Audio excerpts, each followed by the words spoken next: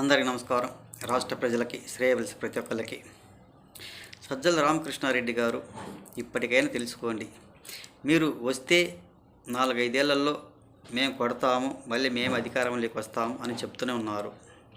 మరి కూటమి కార్యకర్తలు ఇప్పుడే వైఎస్ఆర్సీపీ కార్యకర్తల మీద పడి మీరు కొట్టుకోండి అని చెప్తున్నట్టు ఉన్నారు. మీరు ఇది రెచ్చగొడితే ఇలా ఎలా ఉంటుందో ఒక్కసారి చెప్పండి.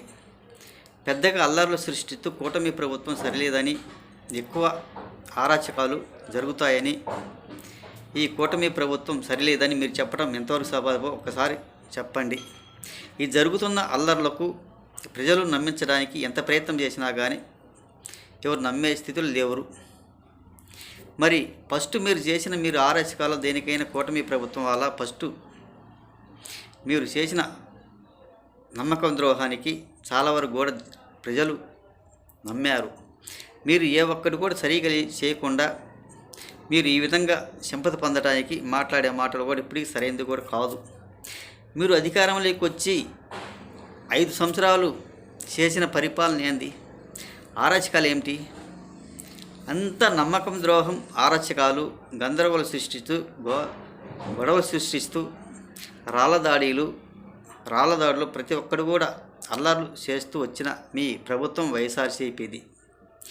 ఊరికి ఎందుకు అనవసరంగా వాదులటం, అనవసరంగా మాట్లాడటం వేస్ట్. ఈ రెచ్చగొట్టే ప్రయోగాలు ఊరికే మంచిది కూడా కాదు. ఊరికి నమ్మకం ద్రోహం పరిపాలన చేశారు.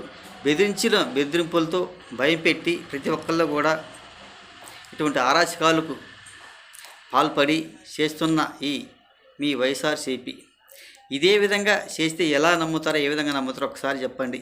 ఇప్పుడు మీరు ప్రతిపక్షంలో ఉండి కూడా మీరు రెచ్చగొట్టడానికి ప్రయత్నం చేస్తున్నారు.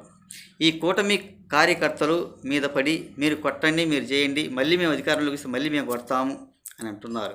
వాళ్ళు ఏమైనా కొట్టినట్టు కానీ చేసినట్టు కానీ ఎక్కడైనా ఉన్నారా? మీకై మీరు రెచ్చగొడుతున్నారు, మీకై మీరు మాట్లాడుతున్నారు. రెచ్చగొడితే వాళ్ళకై వాళ్ళు కొట్టుకుంటారు, వాళ్ళకై వాళ్ళు చేస్తారు, వాళ్ళకై వాళ్ళు బాంబులు వేసుకుంటారు. మీరు మాత్రం బాగుండొచ్చు. వాళ్ళని రెచ్చగొడితే వాళ్ళేగా చచ్చిపోయేది. ఇటువంటి బెదిరిస్తుంటే ఎవరైనా ఎలా ఊరుకుంటారు ఒకసారి చెప్పండి. ఇది ఎప్పటికైనా మంచిది కూడా కాదు. కొంచెం మారండి. మీరు అన్ని నమ్మకం ద్రోహం పరిపాలన చేశారు, రెచ్చగొట్టే పరిపాలన చేశారు. మళ్ళీ మేము వస్తే అధికారంలోకి వస్తే మళ్ళీ మేము కొడతామంటారు. ప్రతి ఒక్కరు మేము అధికారంలోకి వస్తే మేము కొడతాము, మళ్ళీ తిడతాము అంటారు. ఎంతవరకు సభ ఒకసారి ఆలోచించండి. మీరు చేసిన 5 సంవత్సరాల పరిపాలన ఏంది? ఏ విధంగా చేశారు? దౌర్జన్యాలు, దాడులు చేశారు. మీ పరిపాలన కూడా మీ విధంగా ఉండబట్టి, ఈ చెత్త పరిపాలన ఈ విధంగా ఉండబట్టి, మీరు చేసిన పరిపాలన మీ సలహాల ద్వారానే ఈ రాష్ట్రం భ్రష్టు పట్టిపోయింది. ఈ విధంగా చేయటం కూడా చాలా మంచిది కూడా కాదుగా. ఒకసారి ఆలోచించుకునేటువంటి రెచ్చగొట్టే వాక్యాలు, రెచ్చగొట్టే పనులు మాత్రం చేయవలసిన అవసరం లేదు. మళ్ళీ మేము అధికారంలో ఇస్తే మళ్ళీ తిరిగి మేము కొడతామంటారు. మీరు తిరిగి కొట్టే పరిస్థితిగా రాష్ట్ర అభివృద్ధి కానీ, రాష్ట్రం బాగుపడేది కానీ, ఒక రాష్ట్ర రాజధాని, ఒక పోలవరం కానీ దేనికి ఏం లేకుండా చేయటానికి, మీరు కక్షపూరిత రాజకీయాలు చేయటానికి కానీ, దేనికి ఒక రాష్ట్ర అభివృద్ధి కోసం మాత్రం కాదు. అవునా కాదా? మీరు చేసేది ప్రతి ఒక్కటి కూడా రెచ్చగొట్టే వ్యాఖ్యలు చేస్తూ రెచ్చగొట్టడానికి చేస్తున్నారు.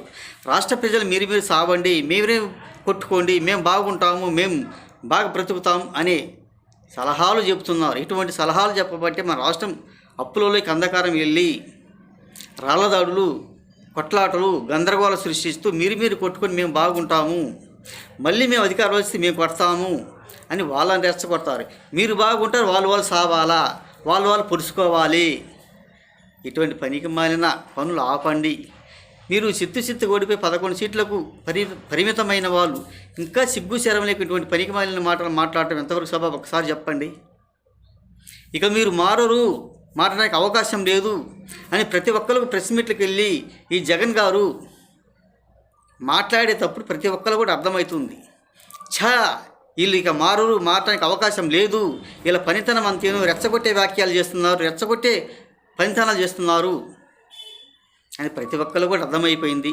ఒకసారి ఆలోచించుకోండి అని తెలియజేస్తూ, ఇటువంటి పనికి మాలిన మాటలు మాట్లాడకుండా, కార్యకర్తలు రెచ్చగొట్టకుండా, ఈ కూటమి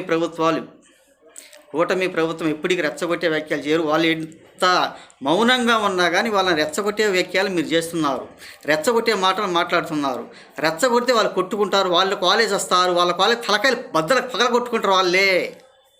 అని అంటారు. అంతే పిచ్చినాయలు కొంతమంది ఉంటారు ఎదవలు కూడా. వాళ్ళుగా కొట్టుకుంటారు, మనమే కొట్టుకుని మనమనే తన్నుకుందాం, మనమనే తలకాయలు బద్దలు పాల్గొట్టుకుందామని కూడా పిచ్చినాయలు ఉంటారు కొంతమంది మీ వైఎస్ఆర్సీపీ వాళ్ళు. అది చాలామంది కూడా మారండి ఎదవల్లారా, పేటీఎంలారా. మీ తలకాయలు మీరు కొట్టుకుంటారు, మీ తలకాయలు మీ భార్య తాలిబొట్టు తెగిపోతుంటాయి. కొంచెం మారండి వైఎస్ఆర్సీపీ నాయకులారా. మీకు వచ్చేది ఏముండదు. ఒక సీపు లిక్కరు, ఒక బిర్యానీ ప్యాకెట్, ఒక కిచిడి ప్యాకెట్ తప్ప దేనికి పనికి వచ్చేవాళ్ళు మాత్రం కాదు. కొంచెం తెలిసేసుకోండి. సజ్జల రామకృష్ణారెడ్డి గారి మాటలు నమ్మబాకండి. వాళ్ళు గొడవలు పెడతారు. మన 5 సంవత్సరాలు ఏ విధంగా చేశారు పరిపాలన అనేది కొంచెం తెలుసుకోండి.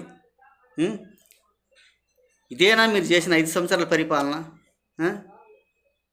ఇప్పటికీ మీరు మారడానికి అవకాశం లేదు. కొంతమందికి అర్థమైపోయింది చాలా వరకు కూడా అని తెలియజేస్తూ రాష్ట్ర ప్రజలకి, శ్రేయబుల్స్ ప్రతి ఒక్కళ్ళకి హృదయపూర్వక ధన్యవాదాలు.